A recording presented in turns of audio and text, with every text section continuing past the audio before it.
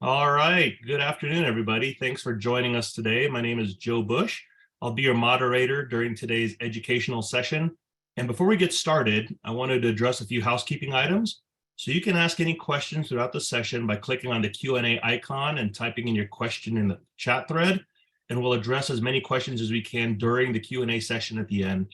You'll also receive your CEU, a copy of the presentation, and the on-demand version of our webinar within 72 hours. A little bit about me. I am the Vice President of Channel Partnerships and Business Development at Health iPass. My experience is in all facets of healthcare, from project and account management to direct sales, new channel development, and management of strategic partnerships. And then joining us today is Imran Ahmad, and Imran is the Senior Vice President of Growth and Strategy for Health iPass, where he helps clients address all the nuances of patient payments and communications. He's also the founder of thepracticeadministrator.com, so check that out and sign up for the blog and his thoughts as you're running your medical practices. Now, prior to Health iPass, Imran was a venture capitalist. He was focused on investing in companies at the intersection of healthcare, IT, and financial technology. He brings over 25 years of experience in finance and accounting and is a graduate of the University of Chicago and received his MBA from the Booth School of Business. Imran has 3 kids and lives in the western suburbs of Chicago. So Imran, over to you, my friend. Thank you, sir. Well, good morning, good afternoon, wherever you may be situated. It's great to meet all of you and talk a little bit more about what the challenges of the new year brings, specifically for medical practices, and really how to seamlessly manage that seasonal influx of patients that can come in. So today, we're going to talk about a handful of things, really starting with what are the best practices for staffing and operations at the beginning of the new year. I'll touch on some of my experience. I also happen to run a medical practice where we've done some pretty nifty things, I think, at the beginning of the year to really drive patient volume and using technology and some automation to improve that patient experience. At the beginning of the year, really focusing on patient payment strategies. And then at top of mind for everyone is obviously patient satisfaction and how do you make sure those patients keep coming back. So we've got a full schedule of topics that we will go through today. But before we want to get started, I actually wanted to launch a quick poll. So you may see this poll question that pops up on your screen, but let's start with what are your biggest worries for the new year? What are you guys thinking about? The options are obviously patient payments and check-in, contract management, billing, and staffing, and you'll see some of those line items move pretty frequently as people participate in the poll. And the reason we wanted to start with this is it's important for us all to sort of stop, assess, and think about and plan for what's going to happen in the new year, right? As you are, strategizing, a lot of times practice administrators and people that I talk to are strategizing in that fourth quarter. And then come Q1, that's when things are coming to a head. We need to make changes. We need to go down X, Y, Z. And for 2023, what are your basic goals? And so when I look at the results of this poll, and I think results are still coming in, but we're getting a nice sampling right now. It looks like patient payments, Joe, is coming to the top. Is that an accurate assessment? That's what I see. I was just speaking to a couple of customers and some prospects on kind of a private webinar I did this morning. They clearly said patient payments was number 1. Staffing was number 2. So I think our survey here reflects what I've heard already. Yeah, so 70% of thereabouts of people responded and said patient payments. Staffing about 35%, and then billing 29%, contract management, patient check-in, EMR. It doesn't look like EMR is at top people's lines, and that's a good thing because making those switches is a very, very challenging process, and hopefully none of you have to go through that pain and suffering that I've gone through many times. So I'm going to end the poll at this point and go forward. But it's really helpful for us to just take stock and go from there. So I've shared the results for everyone. So if you wanted to see it, you can see the formal results of that poll for yourself. So, as we talk about what this year will bring, I think it's important to start with like an overall macro picture. Okay. What is happening in the world? Well, at the time of the new year, everyone always makes New Year's resolutions, right? If you take a look at it, 45% of all people are doing New Year's resolutions related to mental health. 39% want to improve their fitness. 37% of people want to lose weight. Health, health, health is when I read those numbers and I think of what happens. And we see that trend line when it comes to actually booking appointments as well. There's a significant influx of people who start to schedule appointments at the beginning of the year. And the reason they're doing that is because, well, I've got my New Year's resolution, I've got my plan of action that I'm thinking about. And what we see at our medical office, as well as the practices that we work with, is the patient volumes start to increase January, February, and March. So Q1, we really start to see that influx of new patients. And what's interesting about that is obviously, patients are looking to capitalize on what they have and, their health goals and plans, but deductibles have just reset, right? And we need to be thinking about that as a practice. And there are changes that are coming into play. So, that's sort of the realm of the New Year's resolution of getting healthy. But this brings into play a couple of major things. And I'll start with just problems, right? What are patients thinking about? Well, obviously we talked about health, right? Like they're thinking about their health. But when they think about their health, there's a couple of things that come up to play. Well, again, macro environment, the S&P has dropped pretty significantly over the last year. People's 401ks have been massively hit. What does that drive patients to do? And the short answer is patients tend to postpone non-urgent medical treatment. And this year, 2023, we are expecting and we're seeing those trend lines come into play, where because of those macro environmental conditions and the economy tanking and just economic uncertainty overall, we're seeing the number of patients be lower than it was at 2022 of this year. But we are still seeing that early year bump, if you will. And as a practice, what do you have to think about? Well, number one is if you want growth and if you're driving growth, you have to think about how do you get patients in the door, right? And when a patient is making a decision about care and wanting to see the provider, how do you get them in the door and come to your practice as opposed to any other practice? So that's number one. But also you should be thinking about, okay, now deductibles have reset, real-time eligibility, and then after that eligibility has come into play, patients are going to want some price transparency. So there's two things that are driving that. There's obviously the No Surprises Act. If you guys are familiar with that, if you're not, we've done a webinar on that as well. And, certainly welcome to go through that. But patients need an understanding of what they are going to have to pay for service. And the No Surprises Act is for not out of network, patients, and there's a degree of you can get around it as a small practice. You don't necessarily have to be in compliance just based on the way the rules are written. Well, the reality is, from a patient service standpoint, we've seen a lot of people reflect and present that degree of price transparency. I have had the unfortunate experience of having had, I think since the beginning of the year, 12 doctor's visits for my children. So I've been going there frequently. And it's now becoming a standard operating procedure to provide a level of price transparency before I go in to see that provider. And that's all part of that patient experience bundle and making sure that they have a good experience and end up leaving a good review. So that's a framing of the problems. And obviously from a solution set standpoint, we've got a toolbox. Okay.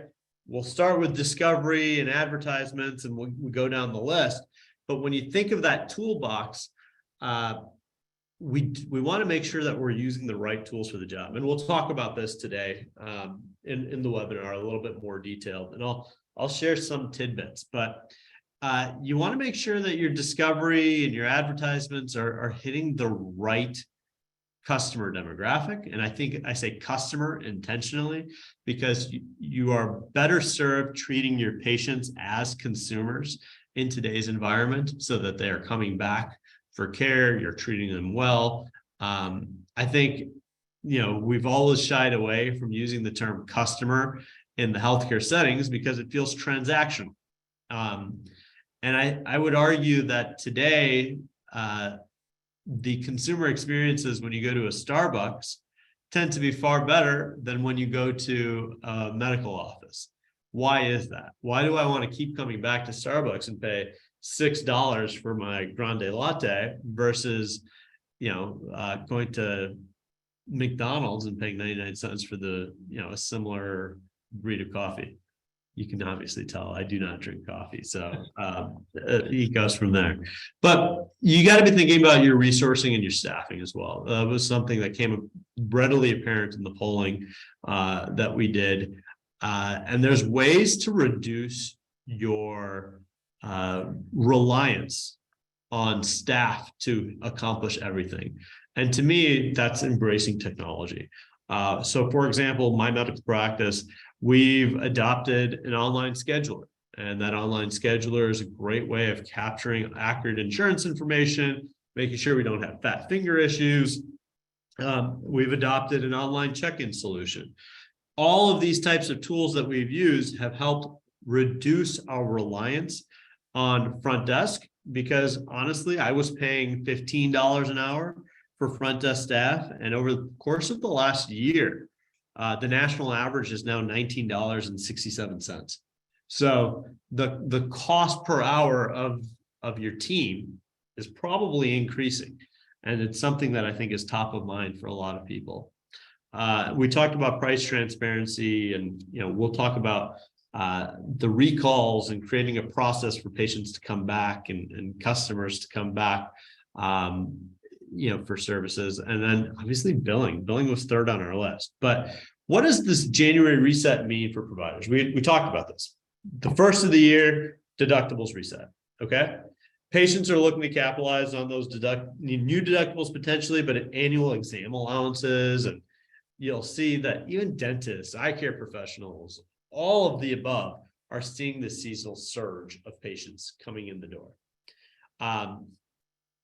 And it causes major problems, right? We see physician burnout, we see front desk staff burnout.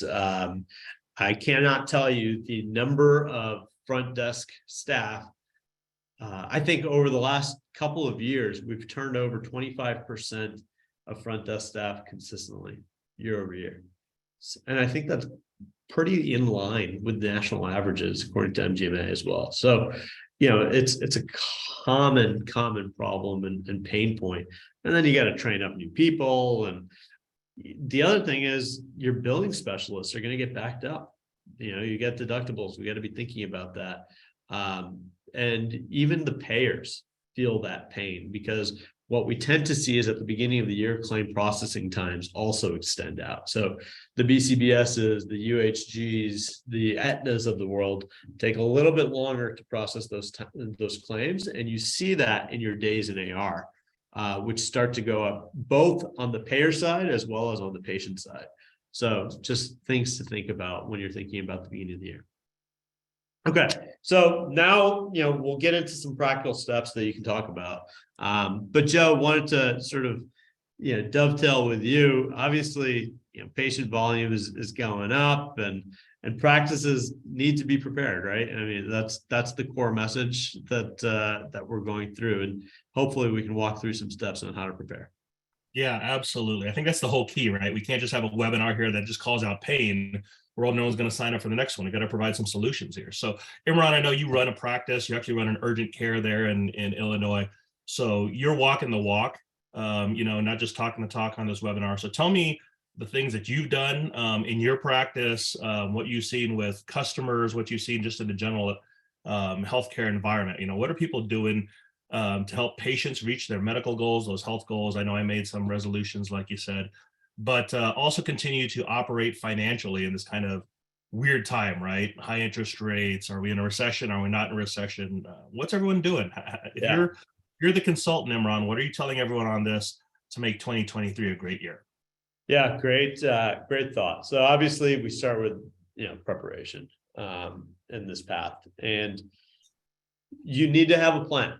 And I start my plan by thinking of that patient journey. Okay.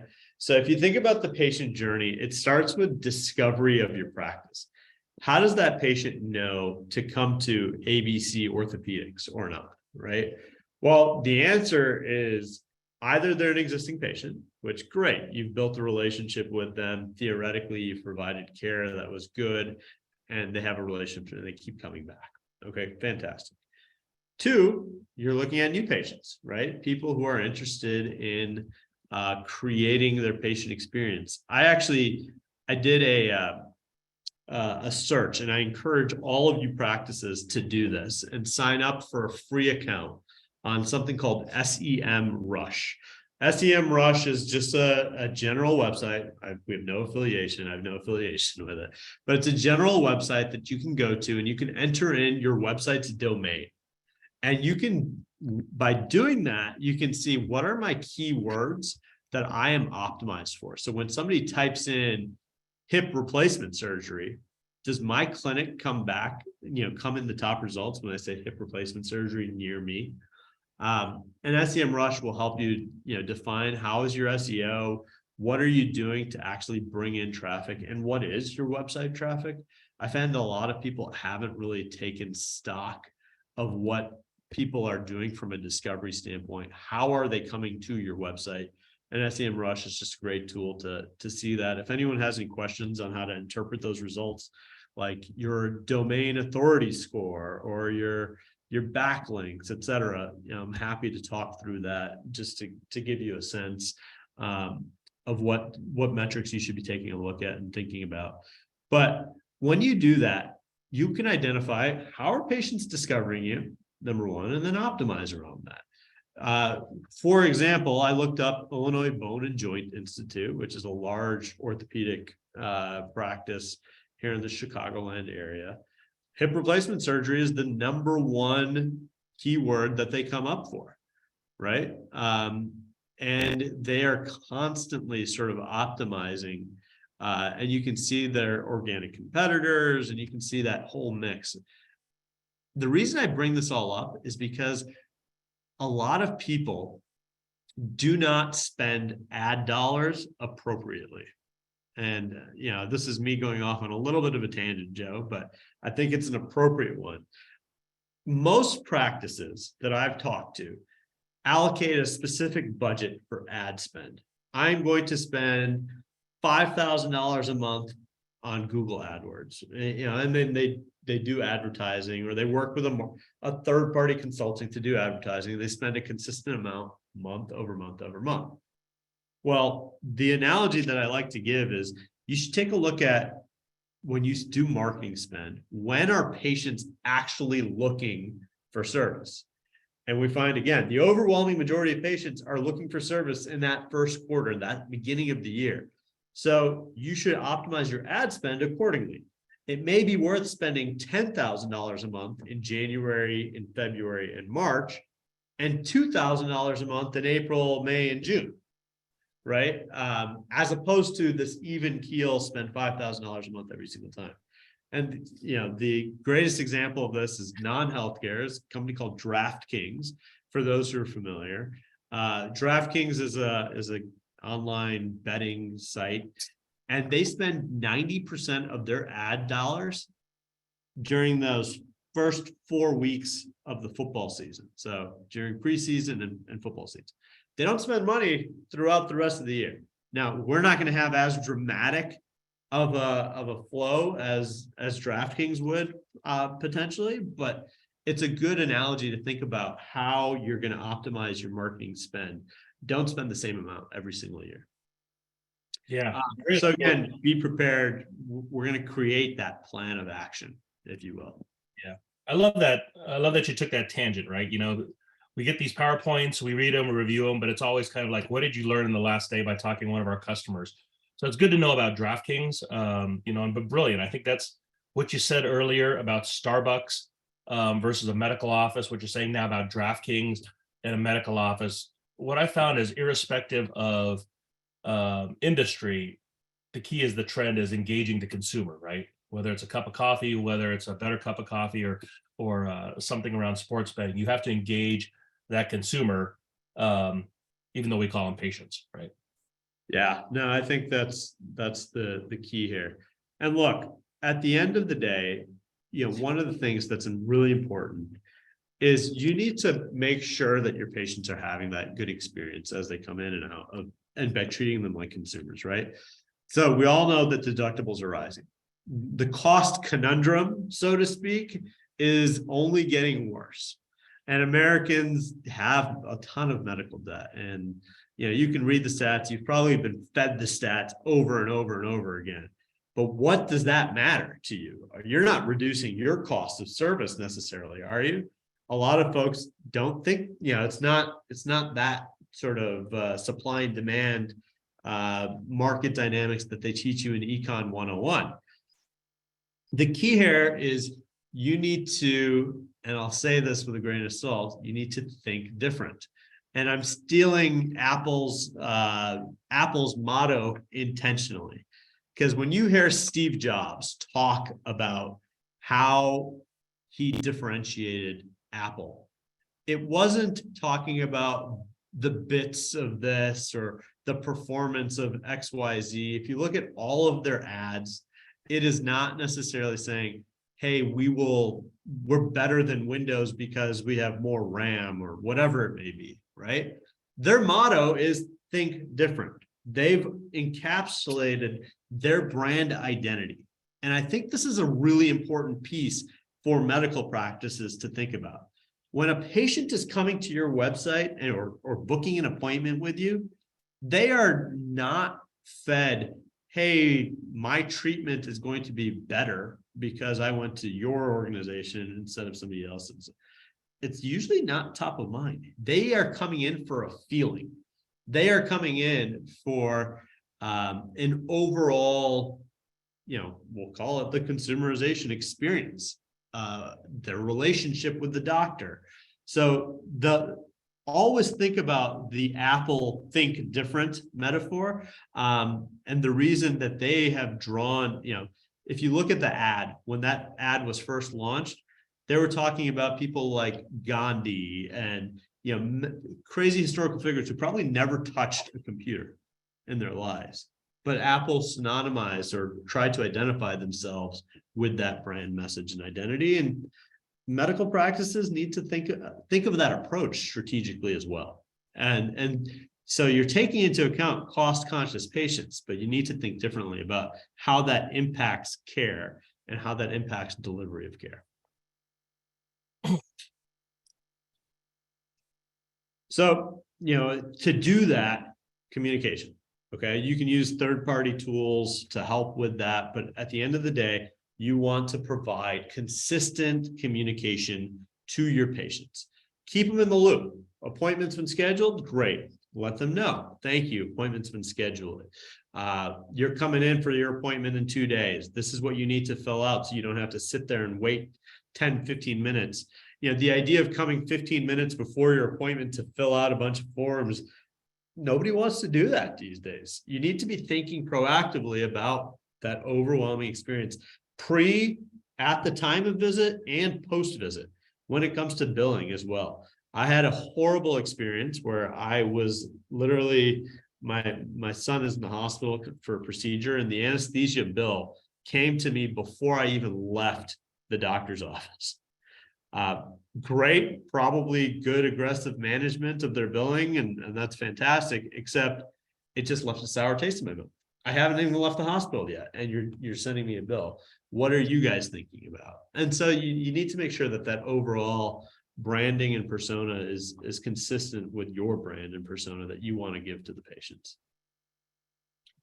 Great stuff. So, patient satisfaction, right? This is, I'm interrupting here on purpose because I think this is a crazy thing that a lot of people don't know and don't understand and can't agree with, right? I was reading a study from MGMA, and it said that the number one measure of patient satisfaction in a pediatric group is the quality of magazine.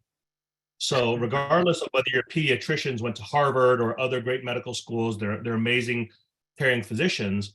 It is, and I'm stereotyping here, so I apologize if anyone, it's the mom who's sitting in the waiting room staring at your fish tank, wondering why your only magazines are highlight magazines, right? So I take it away that the physician should go out and subscribe to every magazine they can, People's and Us Weeklies and things of that nature, to boost up their Yelp scores. It's kind of crazy, but that's the world we live in when it comes to patient satisfaction. So, I mean, what you talked about your satisfaction. I'm sure you're happy with your child's care, but getting that anesthesia bill is a punch in the gut when your kid's not even home yet, right? What do you think about that whole world of revolving patient satisfaction?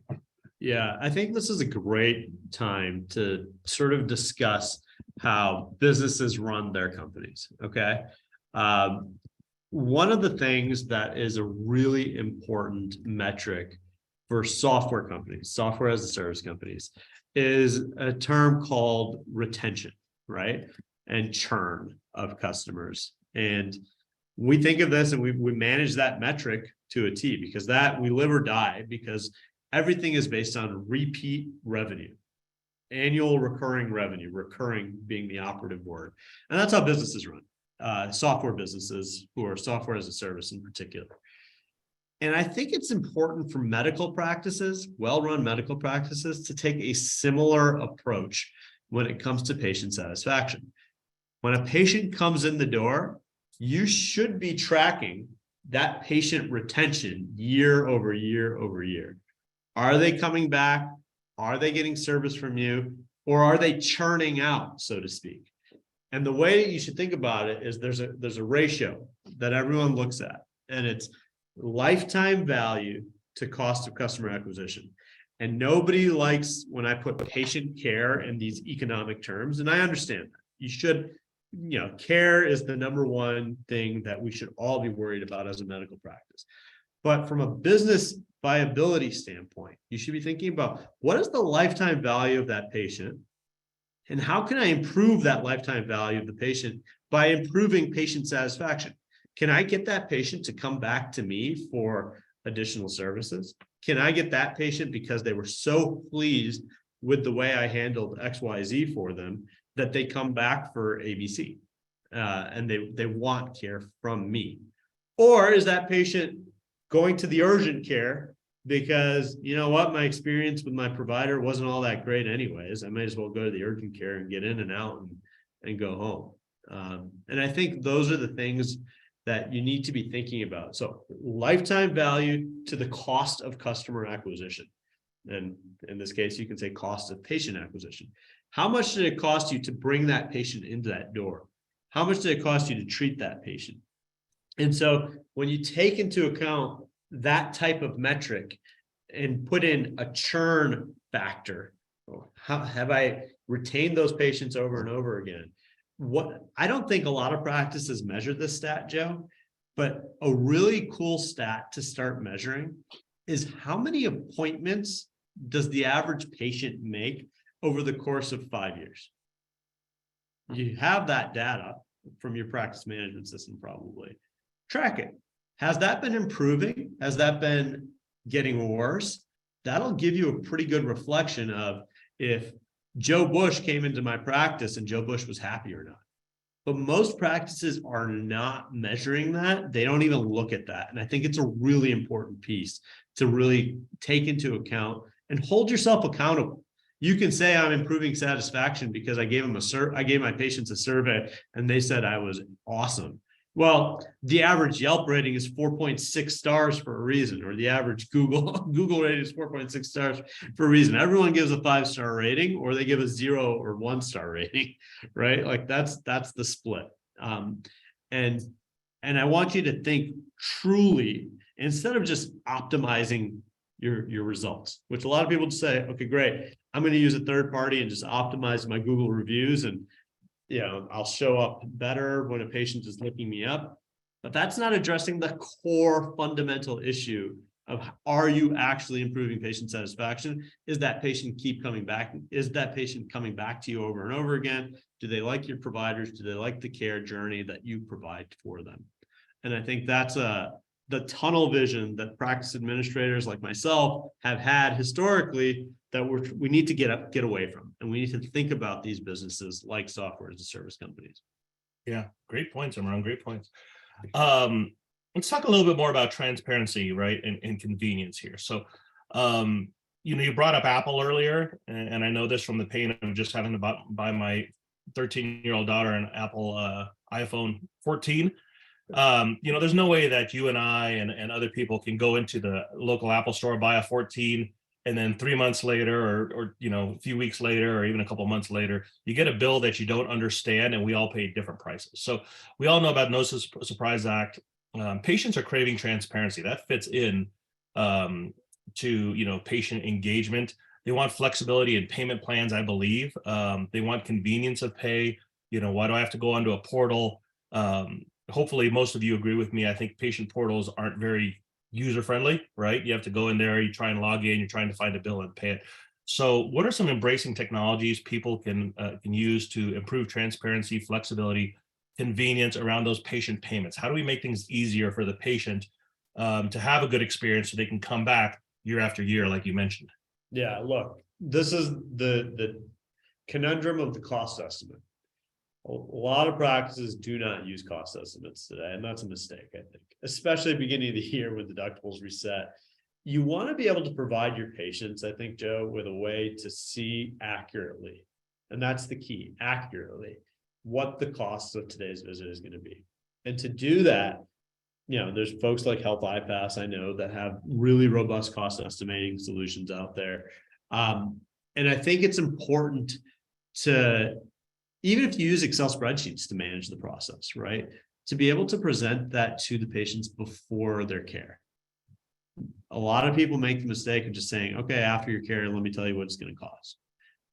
People don't want that these days. And when you're at the beginning of the year, this is a great time to really set a tone for your patients to say, look, I'm going to tell you what it's going to cost. You may not like what it will cost, but it's better than getting a surprise bill after your care and struggling to pay. I mean, again, you need to be thinking about truly what is best for a patient. There's, for any marketers who are out there who write blogs like myself, I have a blog, thepracticeadministrator.com.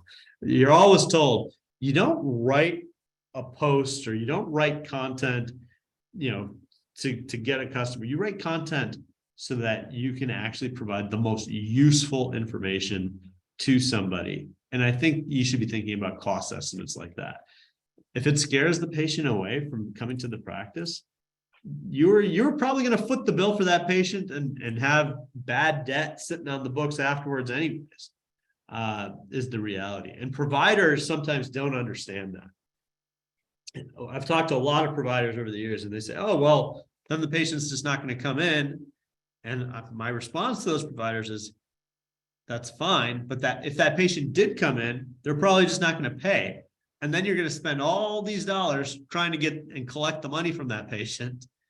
And you're worse off than if that patient hadn't come in the first place.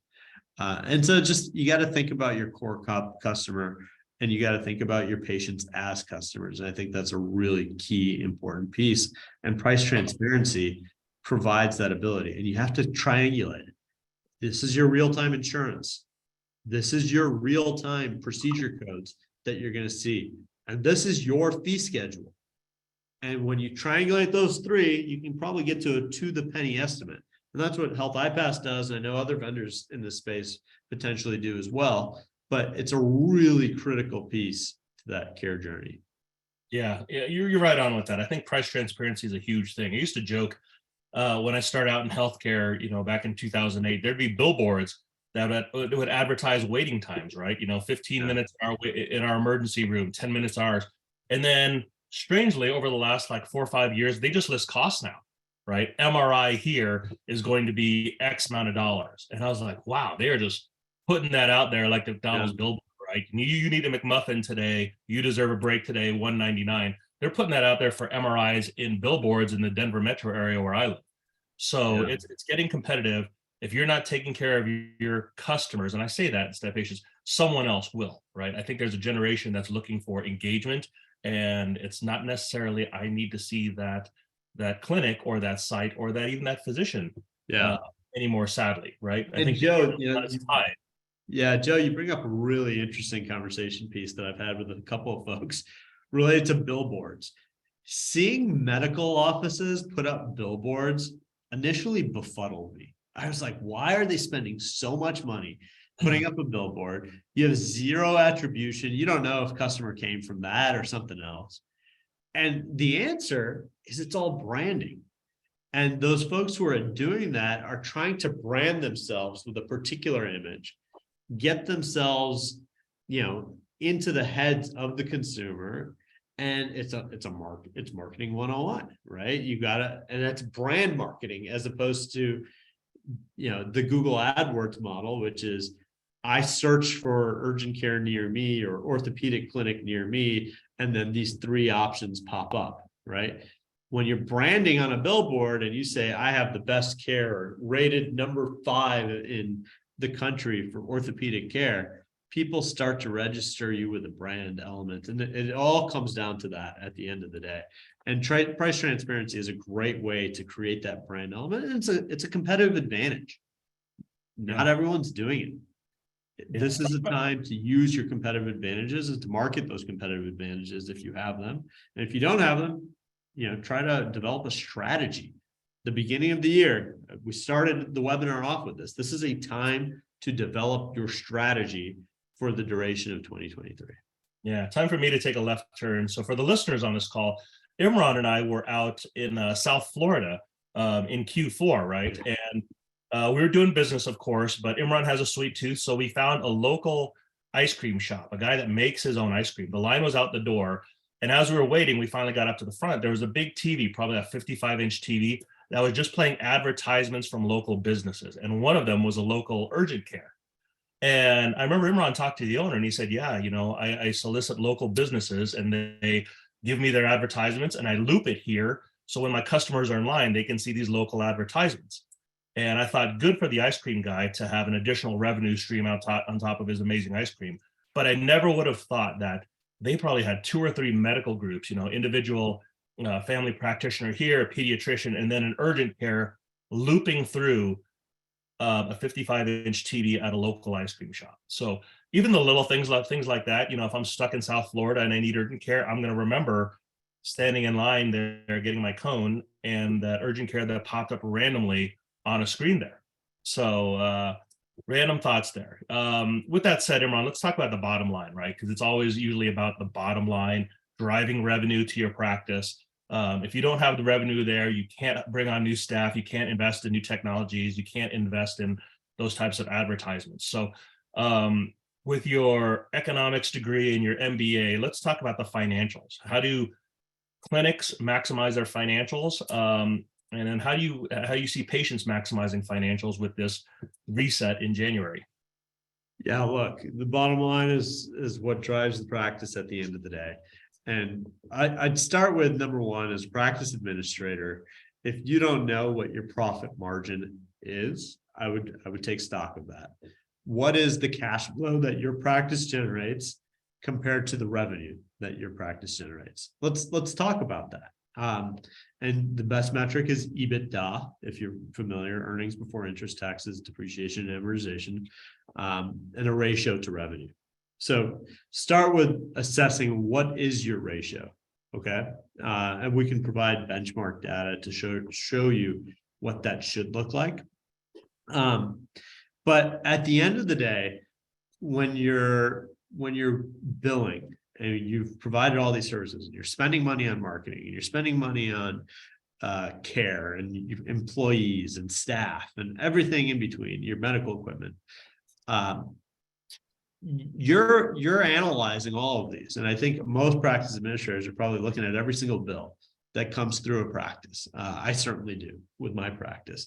And if there's some little tweak or something looks out of the ordinary, I'm the first person to cry wolf sometimes and say, hey, this doesn't look right. But that view is important, but you need to factor in the biggest, I think, revenue leaks that occur. And that's a really important piece. People think of their costs and they analyze those scrupulously because you can. It's very easy to look at a bill that came in. But when you're sending out thousands of patient statements or bills, and maybe 800 of that 1,000 gets paid, well, theoretically that looks good, but it's really not. And you have a huge revenue leak opportunity that you can fix, and that all goes back to cash flow. So make sure that you're incorporating that financial data. Make sure, one of the biggest revenue leaks we see in practice is related to patient payments. If you're not doing electronic billing, I highly recommend that you do so. 32% of patients pay an electronic bill within the first 5 minutes of receiving it. The stats are astounding. And honestly, every practice that we've gone live with that has incorporated medical billing or digital billing, like text to pay and email to pay, we've seen a huge skyrocketing of cash flow just from patient payments. But make sure that you're making those unpaid claims a follow priority. Stop the revenue leak is what I would say. And that comes later in the year, right? This webinar is designed to talk about what you're thinking about at the front end of the year. But the problem is at the front end of the year, when all these deductibles reset, there's a huge amount of patient balances that are at play. And we see your bad debt start to skyrocket. And the way bad debt is calculated, or the way people think about their AR, is aging buckets. And they say, oh, well, 0 to 30, I'm great. 30 to 60, okay, it's starting to creep up. 90 to 120, oh my God. And you don't really see the trend line until 4 months later. And that is the problem with healthcare in general, is you start to feel that pain, or you recognize the pain 4 months later. Well, this is the time to start to circumvent or combat that pain right now. And to make sure you don't have that pain by making sure that you're diligently following up with patient pay. It is a consistent problem that I see with every practice that we work with. And the bulk of the pain comes at the beginning of the year with patient payments. Yeah, great points. Great points. You're all leading to really the king slide here, which is asking the hard questions, right? Procrastination, with the new year, everyone kind of waits for January to hit so I can make a brand new resolution, right? So what you usually see is some gluttony in December, but procrastination is really the enemy. So we brought out some pain points. We want to call people to action, not later on next quarter, but immediately. So what are some of the hard questions after this webinar that the attendees can go back, think about over their lunch, or talk about with their other leaders and other decision makers to make immediate change in the way that they're practicing medicine, and the way that they're practicing medicine, I should say, the way they're running their business, the way they're engaging patients, the way that they're driving revenue. Imran, what are some of the hard things you would suggest they do? Yeah, so look, at the end of the day, we talk about staffing, we've talked about, are we embracing technology in the appropriate way? Are there rev cycle optimization strategies that we have in place? These are things that are kind of what practice administrators get paid to think about. Okay. And unfortunately, sometimes we get into the minutia and we keep our eye off the ball, or we let our eye off the ball, I should say. And that's a problem. We want to make sure that we're consistently in a place where our financial metrics are tracked on a KPI level. And I don't think that a lot of groups, my group included, for what it's worth, have done a good job of taking a look at that. One of the questions that popped up in the chat were, do you have aged AR targets, and what are the ideal percentage distributions for aged AR, for example? And I think that's a really important question, and I'll answer it in two different ways. The first way I'll address that question is in a patient yield perspective. When you're thinking of your aged AR, make sure you're breaking it out between patient and payer AR. If you have a bunch of workers' comp, if you have a bunch of things like Medicaid that tend to get paid a little bit later, it's hard to look at it on an aggregate basis. You want to separate them out because they are all different depending on the type of practice that you are. Now, that being said, if you look at patient yield across the board in terms of what you should be collecting from your patients, Athena has some amazing benchmarks where the 50th percentile practice is collecting about 77% of all patient yield. Okay, so are you collecting more than 77%, or are you collecting less than 77% of patient yield? The other one is the 75th percentile is collecting about 90% of patient yield. Okay, so those, think about that from a dollars and cents standpoint, and where you sort of fall in that sort of realm of operations, if you will. The other one I'm going to bring up right now because I do have some data on aged AR, but we can talk about this. But at the end of the day, it is time to ask those questions related to what are the benchmarks that we have. And a good way to sort of take a look at your days without giving sort of specific buckets, and I'm happy to share specific buckets as I get that data for you, is just your overall days in AR experience. And the average practice, the 50th percentile practice, the days in patient AR is 41 days. Okay. So 41 days is the average at the 50th percentile mark. And again, if you're a 75th percentile practice, your average days in AR is 30 days. So it's almost a 15-day difference in aggregate. So hopefully that answers your question, Paul, related to aged AR targets and what those days can look like across the board.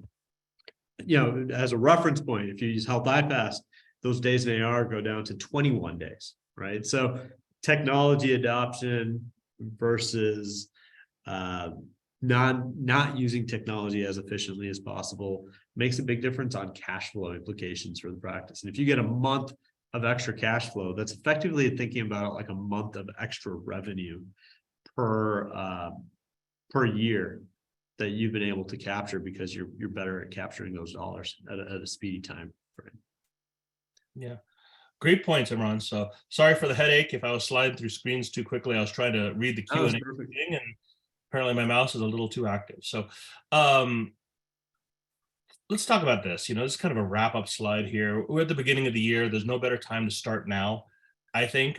Even though you may be busy, even though you may be understaffed, even though revenue may not be where it is, even though there's still uncertainty and just general market or political conditions. But what I'm hearing is, inaction is still action, right? So I say this in sales, no decision is a decision. So take the step forward, make strategy, execute it properly. I'm kind of giving the fortune cookie on the Lunar New Year with that. But Imran, what do you have as some kind of closing comments to everybody on the call here? Yeah, look, everyone, I think it's a time to plan. If you aren't planning right now, if you're not actually taking a concerted look at your metrics on a financial basis and comparing them to benchmarks that are out there and seeing how you sort of fly into the face of all of that, you're going to be in trouble. And so I think that's a really appropriate starting point, is think about planning, think about the troubles that are going to happen from a patient standpoint, think about the practice's strategic goals. It sounded like patient payments were a big one for a lot of folks as deductibles reset, but you can't do anything without a plan, and that's sort of the core. Hopefully, I gave you some steps and practical steps to take. Number one was make sure you go on SEMrush and assess how are patients finding you. Are you findable? What is your domain score? All of those fun details. Number two is really take a look at your metrics and dig in deep. And then number three is devise a strategy to figure out how you improve each of those. And think of this like a SaaS business, software as a service. Understand what is your patient churn, what is your customer churn, what is your retention rate, all of those fun details. Yeah, perfect. We had a question coming here, Imran. I'm going to leave this one to you because I think I have an answer, but you actually run a practice. So you keep referring to front end staff. Does front end mean clinical, non-clinical, or are you talking the first interaction with the patient? So people like receptionists, the people who answer the phones, the business office, is it simply just the people that check in? How do you define front end staff? Yeah, it's a fair question. To me, it starts with the scheduler. It's any patient interaction who does the patient interact with at the beginning of the patient experience. So that goes from schedulers to PSRs to the actual folks who are checking in patients. When I say the term biller, I don't think of them as front end as much, unless you have a financial counselor or somebody of that sort that is working with patients at the beginning of their care journey. But front end to me is, what is that exposure going to look like for the patient when they first walk into that clinic, or when they keep continuing to walk into that clinic. And they tend to be the first line of defense, if you will, right? Like, they're the folks that get the brunt of everything. I've actually worked the front desk, and I can tell you it's not an easy job, and they don't get paid very much to handle a lot of these things. There's so many things that they need to worry about, and the details that they need to be thinking about. And to the extent you can take that off their plate, the easier their lives will be as well. And so hopefully that answers that question. I think it does. So that's all the questions we have time for today. I appreciate everyone joining again. I'm Joe Bush. I'm the Vice President of Strategy and Channel Partnerships at Health iPass. You can look me up at LinkedIn or contact me at joseph.bush@healthipass.com. And of course, thanks to our Senior Vice President of Strategy and Growth, Imran Ahmad. Check him out at thepracticeadministrator.com. Sign up for his blog for more helpful hints like this. And everybody else, be safe, be healthy, happy new year. And if you're like me in Colorado where it's 19 and blizzarding, stay warm. Thanks, Imran. Thanks all. Bye.